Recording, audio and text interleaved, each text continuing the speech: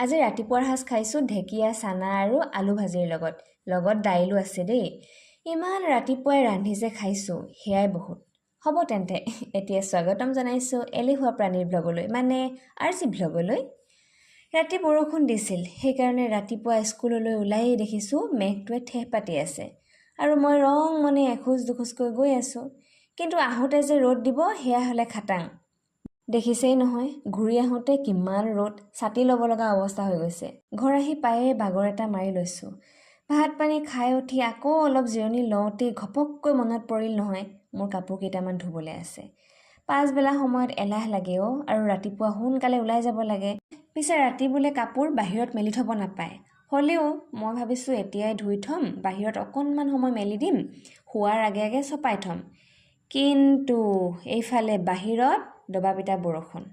এতিয়া কাপোৰখিনি মেলিম ক'ত মই? ভাবি থাকোঁতেই চকু পৰিল আলনাটোৰ ওপৰত। তাৰ পৰা সকলো কাপোৰ আঁতৰাই তিতা কাপোৰবোৰ তাতেই মেলি দিলোঁ। দেখিছেই নহয় এইফালে শুকান কাপোৰবোৰৰ দম বিচনাত। এতিয়া লাহেকৈ ভোকো লগা যেন লাগিছে। সেয়েহে ভাত নহয় দেই, চাহহে একাপ বাকি লৈছোঁ।